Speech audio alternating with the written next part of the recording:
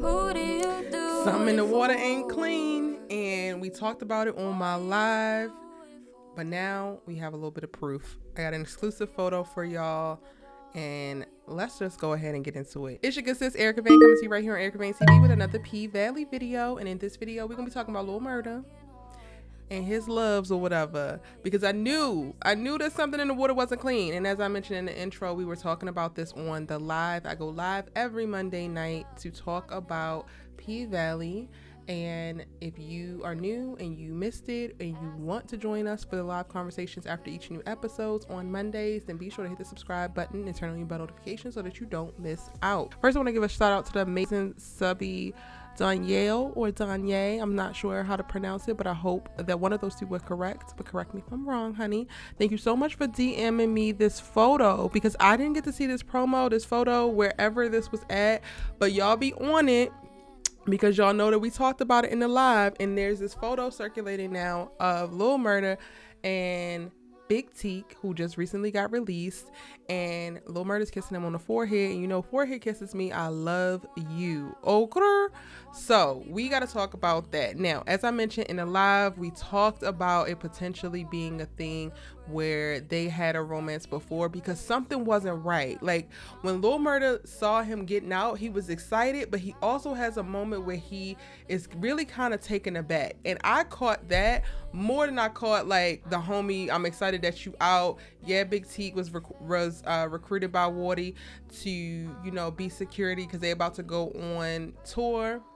But there was something else to it, and I was like, damn, do they have beef? Do you owe him money? What's actually going on? However, as we were talking about what are the possible options of like why Lil Murda looked the way that he looked for that split second, this thought came up, and I 120% agreed and like bought in. And then to have this photo pop up like a couple days later, I'm like, yes, we is on it, y'all. We is really paying attention, and now the story is really going to be elevated even more. Like they already have been doing phenomenal storytelling.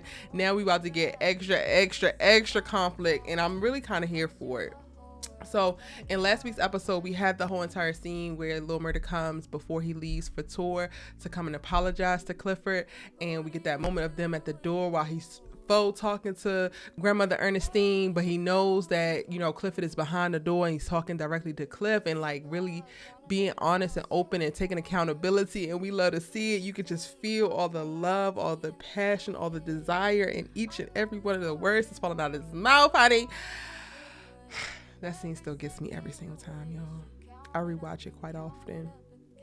But anywho, so we knew all of what Lil Murda has in reference to love and passion for Uncle Clifford. We also got to see that Uncle Clifford is dealing with similar emotions on the other end. As she was celebrating her birthday, you know, they had moments of like seeing Lil Murda in other people and then blurting out all your business to your homies because you can't stop thinking about this boy, and it's giving all types of, we understand it, honey, go get your man.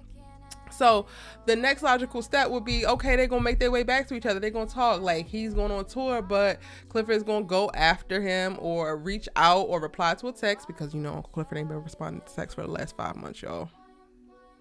I ain't even mad, but 5 months, damn. Anyway, so some way, shape, or form, they're supposed to make their way back to each other. But that's until Miss Katori Hall, the dope creative, and the writers that are in the writers room of P-Valley decided, it ain't gonna be that simple. We gonna bring back an old love. Now, as I mentioned, we talked about this on live, and from there, I really felt like, well, actually, let's run the live little moment back real quick. You think they both been down low? Is that what you mean? Down low together? Yeah, no, I definitely felt that shift in energy. It's something there. And then also I was really confused because I thought that Lil Murda was with the Lil Blue people, which again, I'm gonna do some research. I'm gonna make a video, so I'll be much more intelligent about these two sides when I speak on them in that video and then moving forward. But Lil Murda was with the Lil Blue people last season, and because that's what Maine is with, and that's what Pico decided to get into a fight with. Like, I'm just confused as to what is happening here.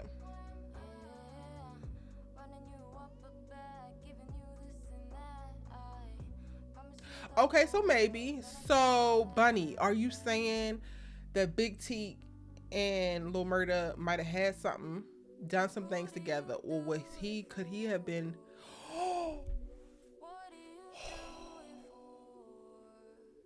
Well, we don't really know Lil Murda's coming out story or his history with his sexuality. But what if we know that he's been in jail? What if he was in jail with Big T? And what if this was his first? Okay, that's taking my brain a whole other way. Like, I was thinking male chauvinist, like he ain't with that gay because you know how how they be sometimes. But if he's also like that, then could that create some type of tension, or would Big T have some type of feeling of ownership? Oh, all of the story items is just popping in my brain. Okay, we can explore this. And then it's going to force Lil Murda to stand up for what he wants. Not just give him the choice to. Ooh, I'm not mad at that. I'm not mad at that at all.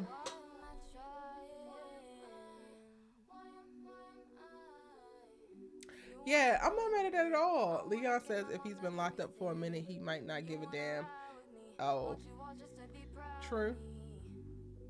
Okay.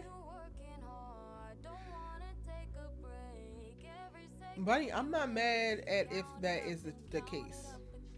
That opens up quite a bit of story that could be told. Honestly, that's good. As I mentioned, y'all, Big T could really be Lil Murda's first experience with a man, and just in and of itself, he will hold a ton of weight, a ton of space still in Lil Murda's life, whether he is in love with Uncle Clifford or not. That creates some problems for this new love train, especially if Big T is planning to stay out and still has romantic feelings for Lil Murda as well.